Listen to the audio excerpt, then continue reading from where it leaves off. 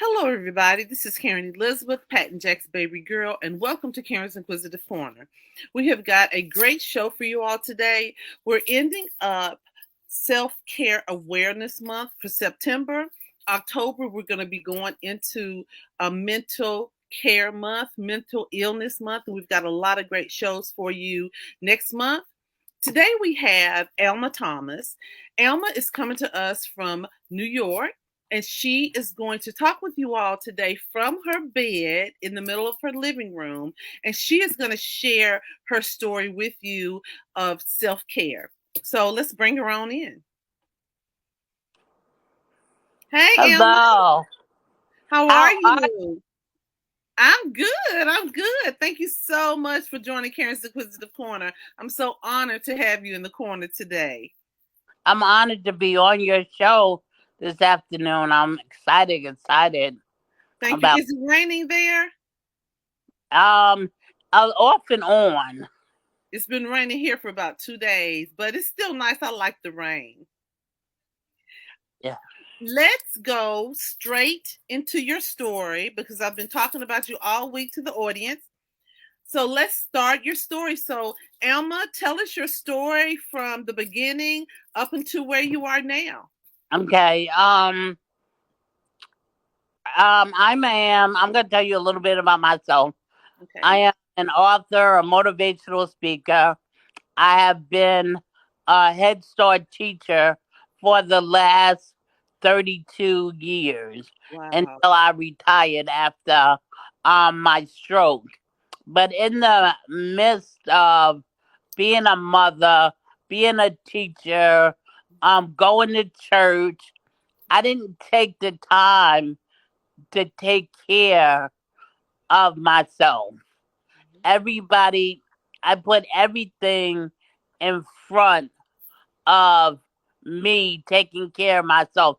In 2008, my son got very sick and he passed away in 2009. So, in taking care of him, again, I was taking him to the doctor, taking him to his appointments, and putting my appointments off, not Yes. checking my blood pressure like I should. I knew I had high blood pressure from a young age, Hmm. and but I wouldn't be touching my blood pressure. I was going to work every single day. Um, to the point of where I would get top attendance out of 600 people every year. But in the midst of all that, my body was suffering and I was ignoring the signs Yes. and taking care of other people first. Like, I thought it was because I was the head teacher and people was calling out all the time, but I felt like it was my duty to be there because I was the head teacher. So I would go to work sick. I would go to work with fevers and Mm-hmm. all sort of things. And um, What are some of the signs, Elma, if I can ask, what are some of the signs that you saw but just kind of ignored? sometimes I would be very tired. Hmm. Um, as a matter of fact, I was hospitalized once because I knew that something was wrong because I was getting out of breath. I couldn't even walk from my bathroom to my bedroom without being out of breath. And I'm Really? still pushing myself and still going to work until finally when I went to the hospital, they was like, a blood clot had Hmm. made its way to my heart, and Oh, that wow. if it had a the reason why I was having trouble breathing and I couldn't eat and I was Mhm. coughing constantly, all these things that I'm overlooking, saying, "Oh, maybe I got the flu, maybe I have this," Yes. but instead of going to the doctor, I was self diagnosing myself and looking Mhm. on Google and seeing, okay, the symptoms mean this. or it means Yes. that. But I wasn't really taking care of myself because I felt like taking care of myself was selfish, especially while my son was sick. Hmm. I felt like, okay, his health was of the most importance. And then after he passed away, I was in a stage of Hmm. depression that Yes. I didn't even recognize as depression because I was still moving. I was still Hmm. doing Hmm. things for other people. Like only a week after we buried my son, I went back to work and they were like, we wasn't expecting you to come back to work. But I was like, my kids need me, Wow. kids need me. So I didn't even have time to properly Sure, more. breathe Good. Yes. because I jumped right back into being busy and always being there for other people. And then people would start, especially in the church, people would expect me to be there when no one else was there because I was single. So it's like, okay, you can be married to the church because, you don't have a husband to go home to. And, Wow. daughter was coming to church with me. So we was participating in everything in the church, not ever calling out, not ever taking care of myself. And Mhm. then finally, when I had the stroke in 2021, Mhm. now I'm looking at myself. Now I'm looking at my health. And now I see that eating right is very important, Mhm. especially when you have high blood pressure. But because I wasn't taking care of myself Yes. and I was busy running around, I would find myself every night eating fast food, Mhm. Burger King, McDonald's, all Yes. that stuff that's heavily loaded with Mhm. sodium. But because I wasn't slowing down to taking the time to meal prep and eat was good for me, Yes. then now I get to a point where I have to slow down. I have Mama, where were you, if I could ask, where were you when you had the stroke? I was at home. You were at Um, home. Matter of fact, that day I had went to work. I had a meeting after work, Mhm. and I was on a Zoom because I was meeting with women who wanted to be authors, and I was setting up. I was gonna have an author masterclass, so I was setting it up, Mhm. and then about 12 o'clock, I went to bed and I wasn't feeling well, and I had went to the bathroom, and then I had to go right back um to the bathroom again, and I didn't know I was having a stroke, but I was like, okay, I'll just lay down and sleep it off. Yes. And then when I laid down, when I tried to call out to my daughter, I couldn't speak. It was Oh, all wow. muffled, Mhm. and I couldn't get up again to go to the bathroom. And like all my bodily functions,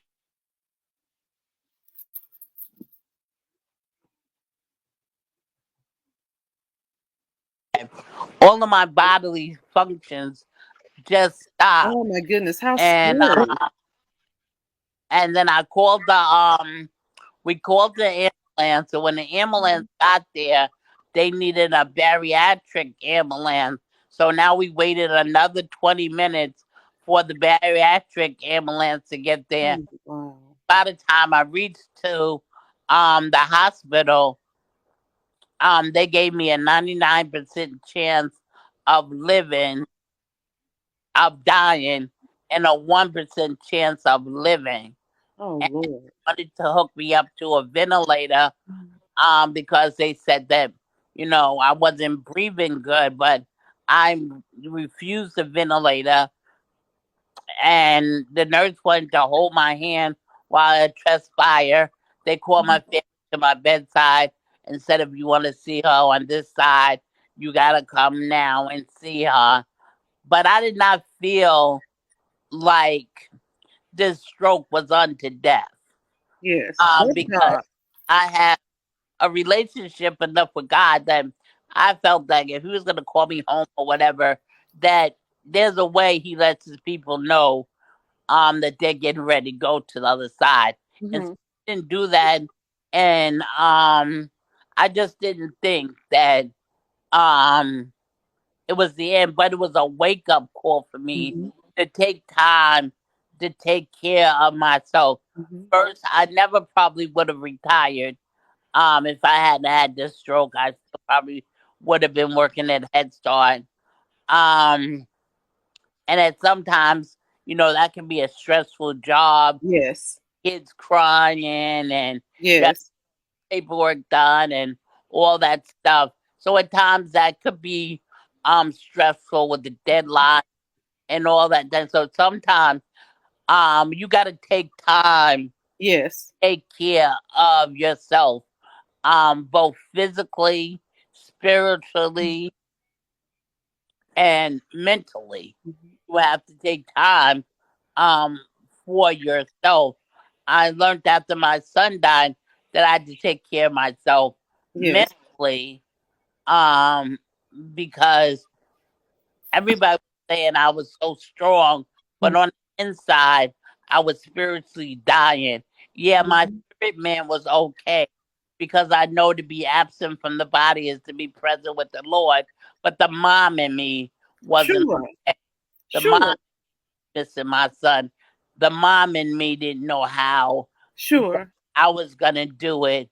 But now that I had the stroke, I was so close to the brink of death, that now I'm taking care of myself. I'm Mhm. eating right. I'm making sure that I'm taking my medication on time. I'm doing stuff I can't yet get out of my bed, but I'm doing stuff for me. Mhm. If people complain, oh, you Exactly. sleep all the time, all you do is sleep all the time. Well, the doctors told me that when I'm sleeping, my brain is healing. So whenever I feel like I'm gonna go to sleep, no matter what it's doing or whatever, Yes. I go to sleep. Um, I make time for myself and understand that self care is not selfish. That No. we, in order before we can take care of anyone else, we have to be 100% ourselves. Exactly. So if you Exactly. care yourself and you're not 100%, you can't really pour out when you don't have anything to give. Exactly. Exactly. So, Alma, you was a Head Start teacher, took care of your son. Your son passed away, and then you had the stroke. So you had the stroke, and you're still trying to mentally work through with your son being gone, plus having the stroke, plus not being able to do something that you loved. A lot of times we get in jobs and it's kind of like you're in the forest, you can't see the forest for the trees because you're in it. But then when you get out of it, you look back and think, Lord, how did I do that so long? How was I able to do that for so long? So now, I think last time we talked, you told me you're in your living room. Yes, And your daughter lives with you, so she's your main caregiver.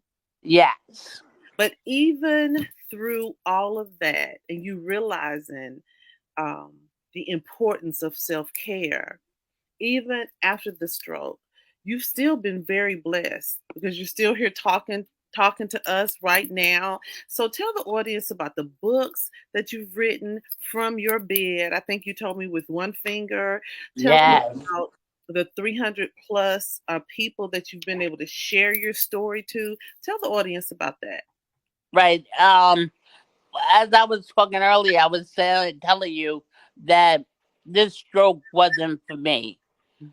but this stroke was to inspire and motivate people that's been through some bad chapters in their life, that they still have a purpose, you still have a destiny, Yes. Like I told you that I'm an author, so I write with my right hand, and my right side is immobile. My hand is handicapped.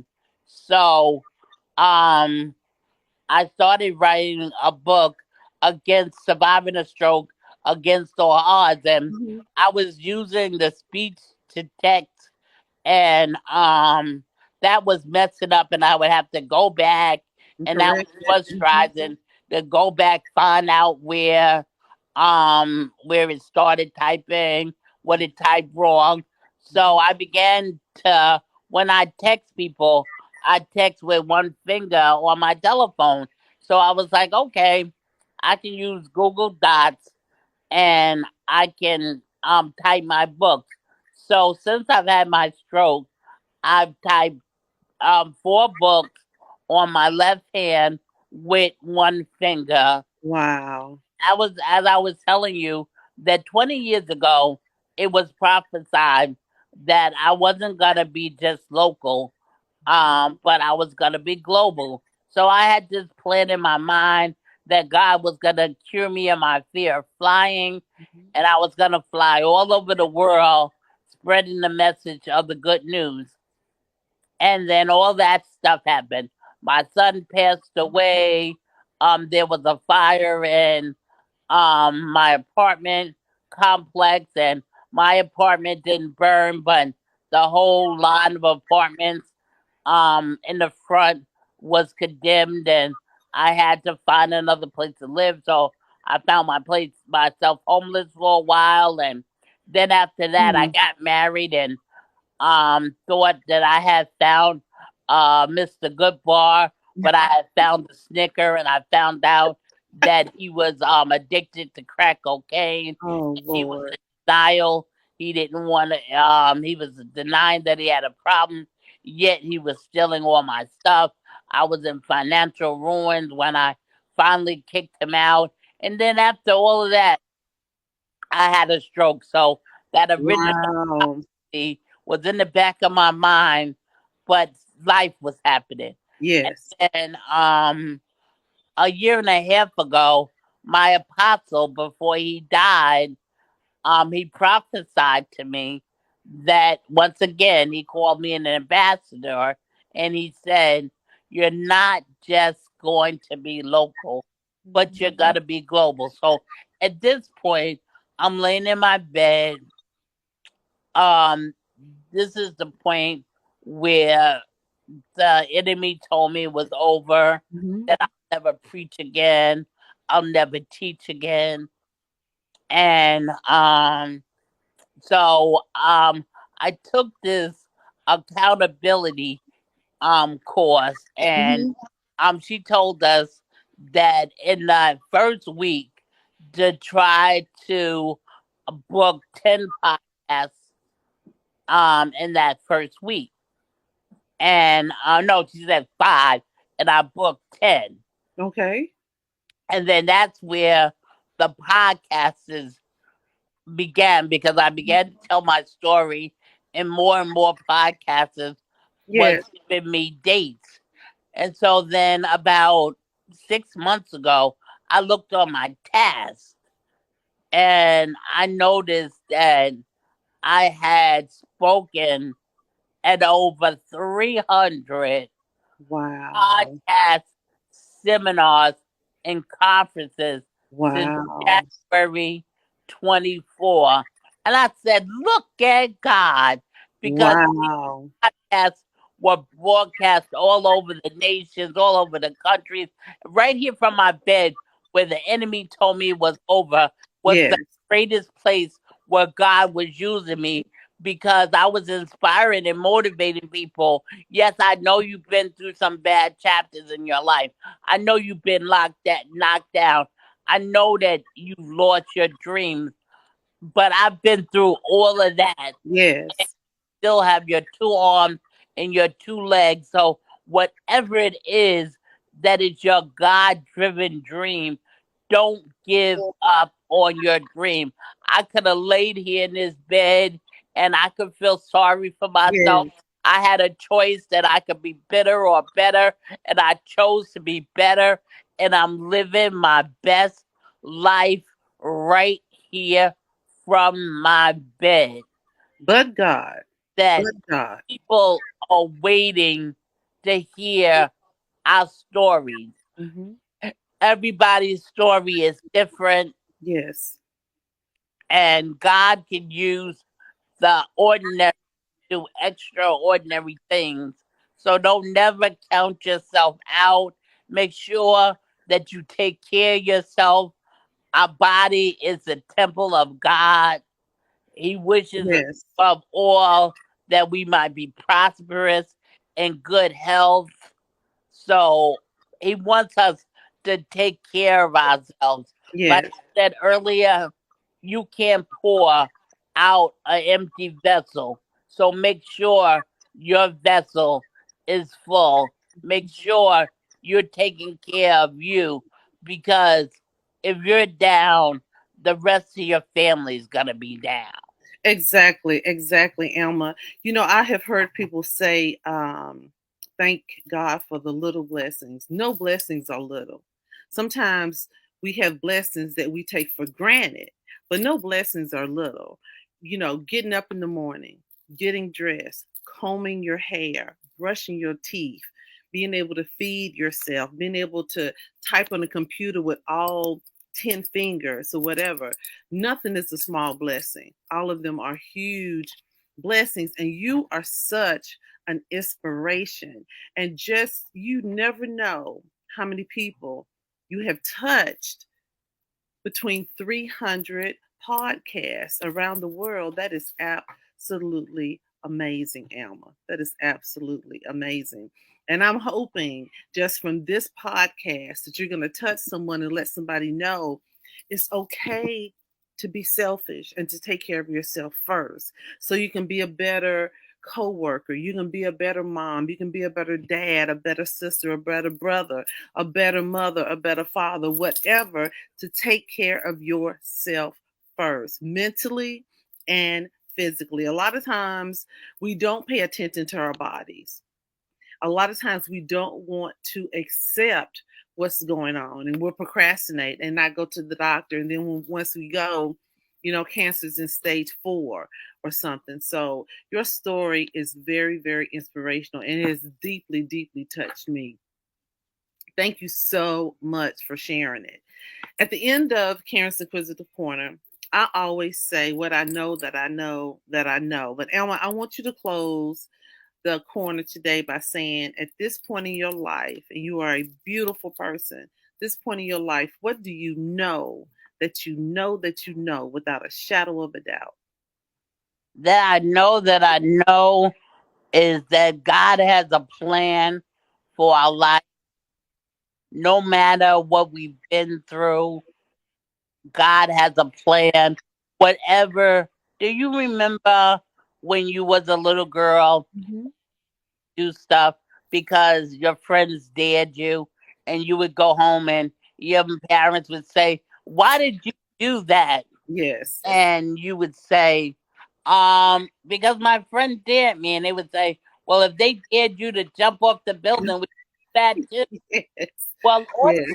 today, I am double dog daring your audience to look deep inside of them, even to the dreams that they have rocked to sleep, that they thought they'll never have, despite of the disappointments, despite of the heartaches, and dare to dream again. I dare you to dream again. Whatever it is that you want to do, whether it's start a business, Yes. write a book, start taking care of yourself, whatever it is, just take one step on tonight. I dare you. Elma, thank you so very much for being a part of Karen's Inquisitive Corner. We're going to keep in touch. If I can ever do anything for you, please do let me know. I love you. I'm going to be praying for you, and you keep praying for me, okay? Yes, You got my number, you got all my information, and we are definitely going to keep in touch. yes. Family, there's nothing else left to say. Be blessed, and I'll see you next Saturday. Bye-bye.